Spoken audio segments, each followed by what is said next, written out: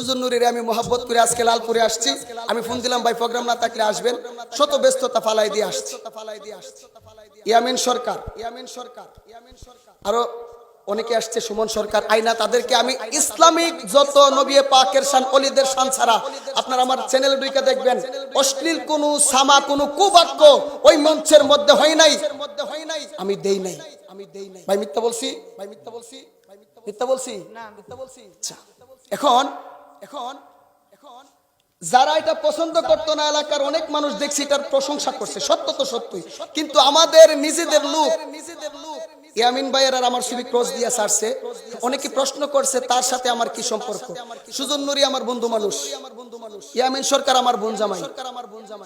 কি জামাই? জোরে বলেন।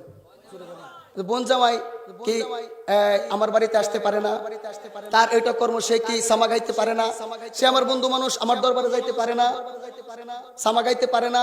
না যাইতে তো আমি বলি নাই, শর্ত মোতাবেক যেগুলা জায়েজ ওইটাই ওইখানে হয়েছে। আমার ওয়াজের পরে কি ওয়াজ শেষ? হ্যাঁ, এমন ভাবে না বলছেন যেমন শেষ। শেষ ভালো যার, শেষ ভালো যার। একটা বক্তা ইচ্ছা করলে আরেকটা বক্তার মাহফিল ভাঙতে পারে, আবার জোড়া লাগাইতে পারে। আমাদের ভিতরে হিংসা নাই, এজন্য মালিক সম্মান দিয়ে রাখছে। আলামিন মুজাহিদি সাহেবরে জিজ্ঞেস করেন 2012 সালে ওনার মাহফিলে তাহির হিসাব আমি আলোচনা করছিলাম কিনা। হুজুর করছি না? এখন কই সাল? জোরে কন। বয়স হলো 24। কত? এর মানে অনেক আগ থেকে সুন্নিয়তের ময়দানে আছি। মালিক যেন মরার আগ পর্যন্ত রাখে, জোরে বলেন আমিন। আমি আসার পরে আমার দরবারে ইদানিং একটা সামা দিয়েছেন, সামা অশ্লীল গান বাদ্য হইতো, এগুলো আমি বন্ধ করতে গিয়ে আমি আমার শাসারে জেল পর্যন্ত হারাইছি। অশ্লীল কর্ম আমার দরবার, আমি যখন দরবারে ছিলাম না, হেফজখানায় পড়াশোনা করতাম, ওই সময় হইতে আমি স্বীকার করি, কিন্তু এগুলো বন্ধ করতে গিয়া আমি অনেক যুদ্ধ জিহাদ করছি নিজের মানুষদের সাথে, এখনো পর্যন্ত তাদের শত্রু হয়ে আছে। আমি এই বছরও মাহফিলে দাওয়াত করছিলাম ওলিউল্লাহ ফারুকী সাহেব, আব্দুর রহমান রিজভী, নাজমুল হোসেন তাহিরি, আরো দরবারে অনেক বক্তরা আছে। এখন এলাকার কিছু লোক যখন আমার বাড়ি ফিরে লাইব হুমকি দামকি দেওয়া শুরু করছে, আমি মাহফিল করবো তোরা বাধা দিবে, তেলে গান করি সমস্যা, তেলে মাহফিলে যখন বাধা দিস গান করে তোরারে দেখাইয়া দিব আমি সুজন সাহেব, তবে যেটা জায়েজ ওইটা, হারামটাকে কখনো আমরা সাপোর্ট করি। অনেকে সরাসরি ঢালাও ভাবে সামাকে হারাম বলতে চাই না। খাজা গরিবে নওয়াজের জীবনী পড়বেন, আমার খাজা গরিবে নওয়াজ আধ্যাত্মিক সামা শুনেছেন, ম্যাক্সিমাম আল্লাহর ওলিগণ আধ্যাত্মিক সামা তারা শুনেছেন। এগুলা তাদের খোরাক, ওই সময়তে তো খাবার ছিল না, এগুলা করে তারা নিজেদের আত্মার স্বাদ নিত, তাদের আত্মা ঠিক তো সবকিছুই ঠিক। বুঝতে পারছেন? এই সুজন সাহেবের দিকে আসেন, আমার মিত্র, আপনাদের লালপুরের কৃতি সন্তান আমি। এই সুজন নুরি তারে অনেক ভালোবাসি, আমারও বাবা নাই, তারও বাবা নাই, ওই সুবাদে এই সুজন নুরির আমি মোহাব্বত করে আজকে লালপুরে আসছি। আমি ফোন দিলাম ভাই প্রোগ্রাম না থাকলে আসবেন, শত ব্যস্ততা ফালাই দিয়ে আসছি।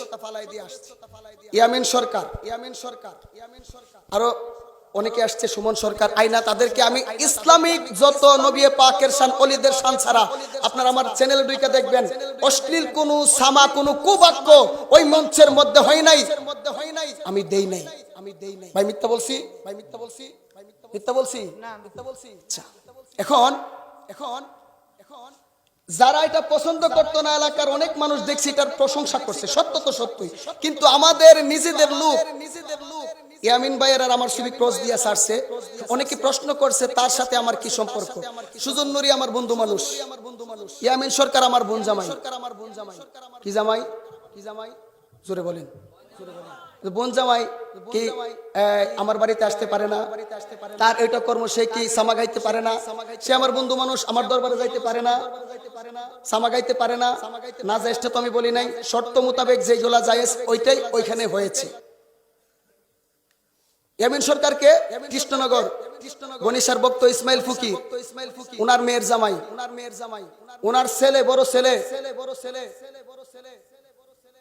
MA জসিম খান, উনি ছোটবেলা থেকে আমাদের বাড়িতে থাকতো, আমার মা বাবা ওনার লালন পালন করতো, ওই সুবাদে উনি আমার মামা হয়।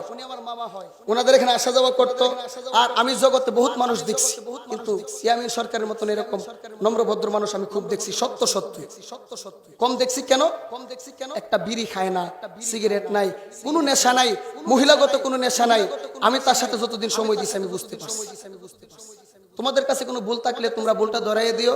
আর বাপ দাদা 14 গোষ্ঠী নবীর উপরে মিলাদ কিয়াম করতে গিয়ে আমার দাদা জেল খাটছে, আমার বাবা মামলা খাইছে, আমিও এই জীবনে বহুত মামলা খাইছি উরুস করতে গিয়ে। সর্বঙ্গে আমার গায়ে ব্যথা আছে।